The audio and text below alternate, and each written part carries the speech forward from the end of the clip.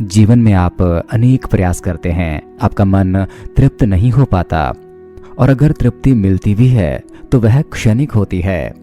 आपकी एक तृष्णा पूरी हो भी जाए तो नई आकांक्षा जन्म लेती है और खेल यूं ही चलता रहता है। तो यह बात आप समझें कि जब तक आपके जीवन का बीज फूल बनकर खिल ना जाए तब तक तृप्ति संभव नहीं है। और शांति की, तृप्ति की खोज में मनुष्य एक रास्ता है, पड़ाव है, उस परम सत्य तक पहुंचने की पद्धति है। अर्थात जब मनुष्य ही परमात्मा हो जाए तो बस वही परम तृप्ति है। लेकिन उससे पहले पड़ाव बहुत हैं, और उन पड़ावों को पार करते हुए विश्राम तो हो सकता है, लेकिन वहीं रुक मत जाना। रास्ते में बहुत स्थान मिल जाएंगे, लेकिन कहीं घर मत बना लेना। घर तो परमात्मा ही हो सकता है, अर्थात एक ऐसा घर जिसके बाद सब खोज खत्म हुई। परमात्मा का अर्थ है तुम जो हो सकते हो उसकी पूर्णता। परमात्मा कोई व्यक्ति नहीं है, कहीं आकाश में बैठा कोई रूप नहीं है, कोई नाम नहीं है। परमात्मा है आपकी पूर्ण अभिव्यक्ति, आपकी पूर्ण संभावना, आखिरी संभावना, जिसके आगे फिर कहीं जाना नहीं है, जहां पहुंचकर तृप्ति हो जाती है, परितोष हो जाता है। जैसे कि जब तक बीज फूल बनकर खिल ना जाए, खुशबू हवा में फैल ना जाए, तब तक तृप्ति संभव नहीं, और उससे कम में बात ना बनेगी। प्रत्येक मनुष्य पीड़ित ही रहेगा, चाहे कितना ही धन कमा लो, कितना ही वैभव जुटा लो, कहीं कोई पीड़ा का कीड़ा उसके भीतर काटता ही रहेगा, कोई बेचैनी खलती ही रहेगी, कोई कांटा चुभता ही रहेगा। और अगर तुम भुलाने के प्रयास भी करो तो सफल ना हो पाओगे। बहुत तरह की व्यस्तताएं हैं भुलाने के लिए, लेकिन भुला ना पाओगे।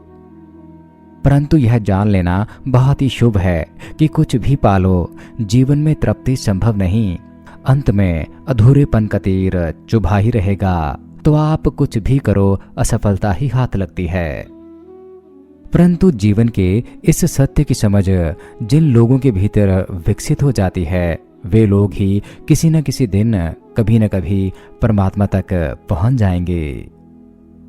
इसलिए यह तथ्य कि मनुष्य को जहां सफलता मिलती है वहीं उसका घर बन जाता है, और जहां असफलता मिली वहीं से पैर आगे चलने को तत्पर हो जाते हैं, और यह सफर चलता ही रहता है, तृप्ति मिल नहीं पाती।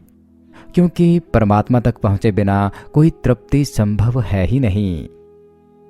इसे आप यूं भी समझें कि ऊर्जा के 3 रूप हैं। एक तो बीज रूप है, अर्थात अभी कुछ भी प्रकट नहीं है, बस एक संभावना है। और फिर बीज वृक्ष रूप ले लेता है, अर्थात अब सब कुछ प्रकट हो गया, लेकिन प्राण अभी भी अप्रकट हैं। लेकिन जब फूल भी खिलने लगते हैं, अर्थात यह फूल रूप है, अर्थात अब प्राण भी प्रकट हुआ, और अब एक वह सुंदर सुगंध भी आ गई, पंखुड़ियां खिल गई, और खुले आकाश के साथ मिलन हो गया, अनंत के साथ एकता हो गई। अगला प्रश्न पूछा गया है कि भक्ति की यह अवस्था कब शुरू होती है, यह खोज कब शुरू होती है। परमात्मा को केवल वे ही लोग खोजने निकलते हैं जिनको परमात्मा ने ही खोजना शुरू कर दिया। जो उसके द्वारा चुन ही लिए गए हैं वे ही केवल उसे चुनते हैं। जो किसी भांति प्रभु के हृदय में आ ही गया वे ही उसकी प्रार्थना में तत्पर होते हैं। तुम्हारे भीतर से वही उसको खोजता है, सारा खेल उसका है। तुम जहां भी इस खेल में कर्ता बन जाते हो वहीं बाधा खड़ी हो जाती है, वहीं दरवाजे बंद हो जाते हैं। तुम बस खाली रहो, उसे ही खोजने दो तुम्हारे भीतर से, तो तत्क्षण इसी क्षण ही उस रहस्य का आविर्भाव हो सकता है।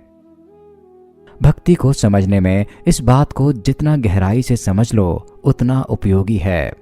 भक्ति परमात्मा की खोज नहीं है, भक्ति परमात्मा के द्वारा मनुष्य की खोज है। तुम जितना जितना कर्ता भाव से मुक्त होते रहोगे वह उतना ही तुम्हारे भीतर से प्रकट होने लगेगा। हरिओम तत् सत।